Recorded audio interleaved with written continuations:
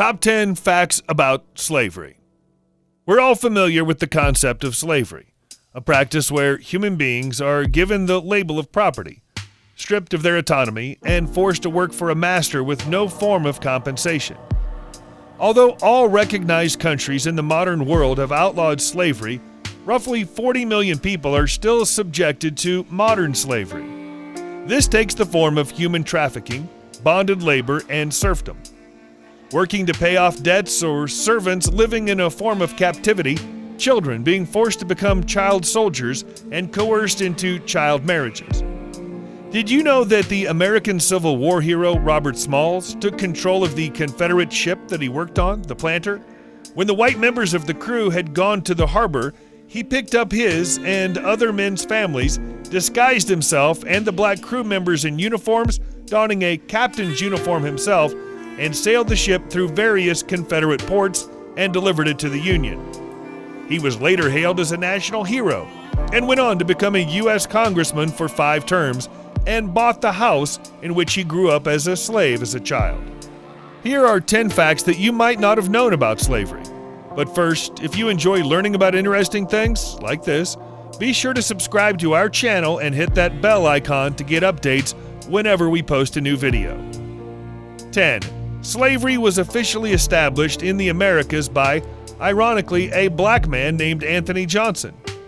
He was able to convince a Virginia court in 1654 that his servant, also a black man named John Kaser, was Johnson's for life.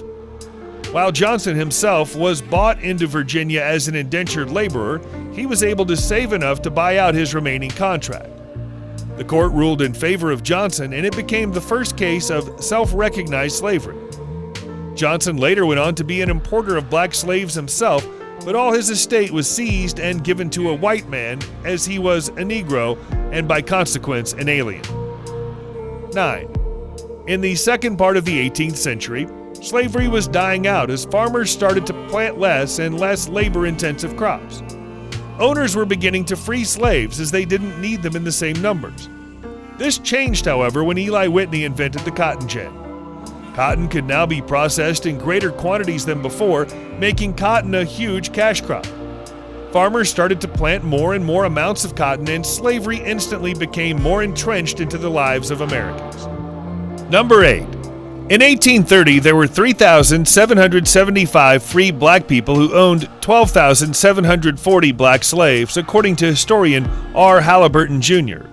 There were approximately 319,599 free blacks in the United States in 1830.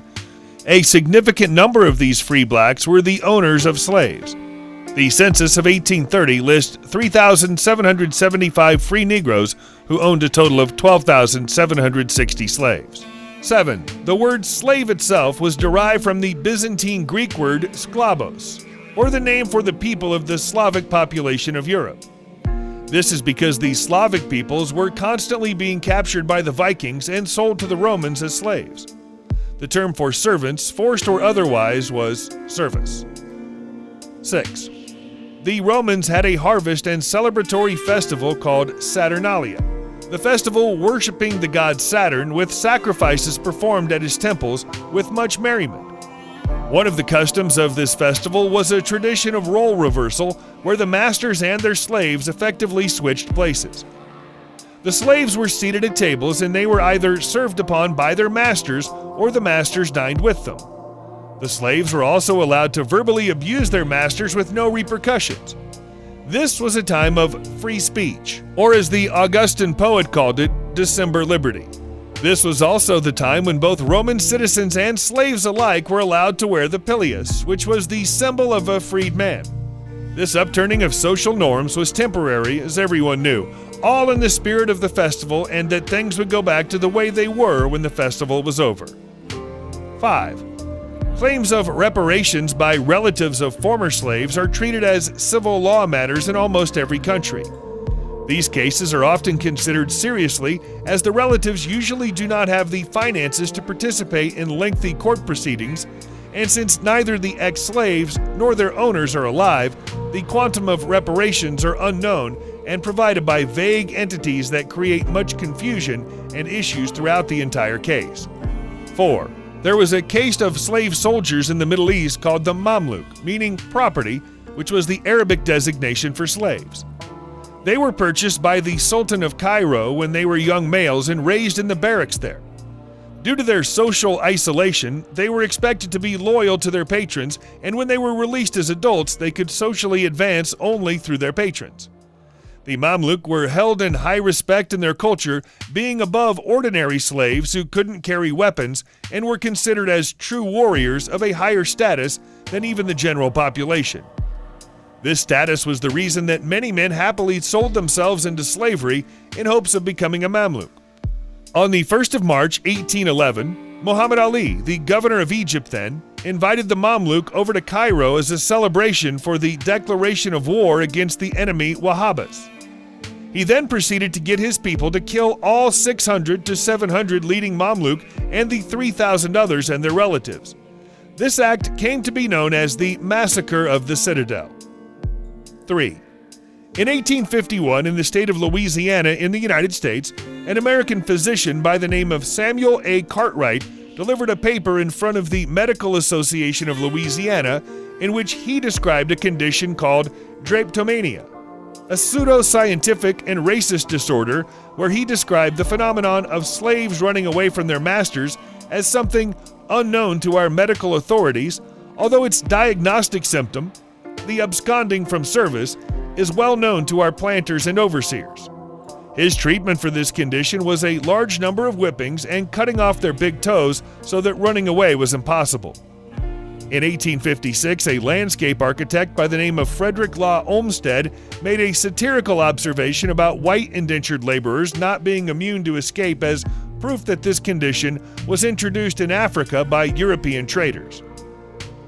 2. In a more recent scenario, the German V-2, which roughly translates to Retribution Weapon 2, was the world's first long-range guided ballistic missile. The V-2 was also considered the first man-made object to travel to outer space, crossing the Kármán line 100 kilometers above sea level. This amazing feat of technology was built mostly from the labor of around 12,000 slaves from concentration camps such as Auschwitz. In contrast, the Egyptian pyramids, built over 4,000 years ago, were built by laborers that were paid for their labor. This is on the account of Zahi Hawass, a well-known Egyptian archaeologist who ensured that the workers were given copious amounts of food to eat every day from their farms, and whenever a worker died, they would be buried in tombs near the sacred tombs of the pharaohs. 1. Jazz was invented because the slaves were prohibited to play the drums by the Black Codes. By the late 19th and early 20th centuries, there was a cultural mixing of the West Africans with the classical music of the Americans and the Europeans. There were huge parties with African Americans using drums as an instrument, but there was also an increasing number of them starting to learn European instruments, such as the violin.